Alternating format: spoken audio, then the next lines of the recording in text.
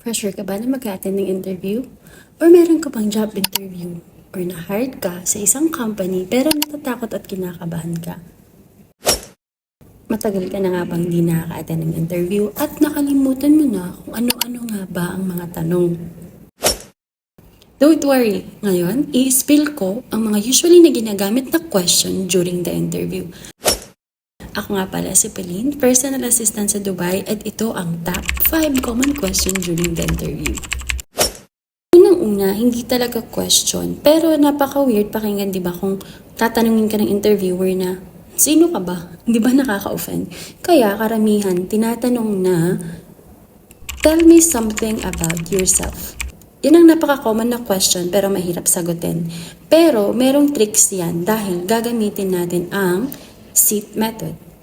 Ano nga ba ang SEAT method? Yan yung skills, experiences, achievement in life, and what type of person are you? Bakit nga SEAT method? Alam natin na meron tayong mga kayang gawin na wala sa CV natin. Kaya ito ang chance mo para bida ang sarili mo sa interviewer. Pangalawa, what are your strength and weakness? Ito ay isa sa mahirap na tinatanong sa any of job interviews na may encounter mo. Bakit? Kasi nga, napakadaling sabihin ang mga strengths and positive sides mo, pero paano naman yung weakness mo? Sisiraan mo ba ang sarili mo? Alam mo, meron yung mga technique at yun ay, dapat lagi kang may backup answer na may example. Dapat lagi tayong may sample kasi medyo magiging theoretical yung dati ng mga answers mo.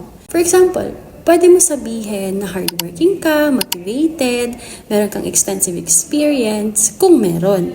At most importantly, isa kang team player. Paano nga ba yung backup answers? Siyempre, mag-iisip ka ng mga situation kung saan nagre-reflect or nag-a-apply mo yung mga best qualities mo. Pangatlo, why should I or we hire you?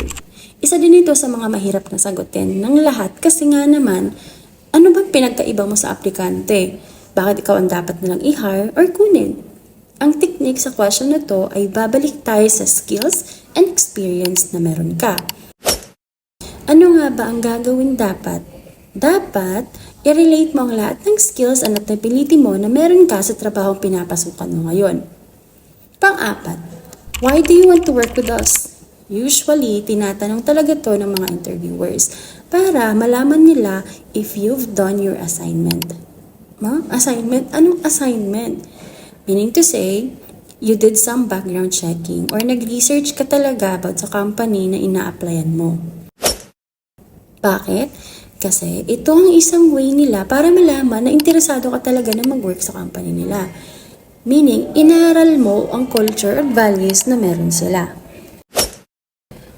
Last, what is your expected salary? Newbie ka man or may experience ka na, tatanungin ka pa rin ng question na to.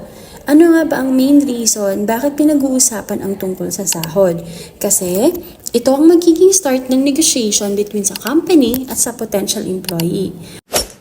Para malaman nila anong benefits ba ang ibibigay or i-offer nila sa'yo. Kaya be wise pagdating sa question na to.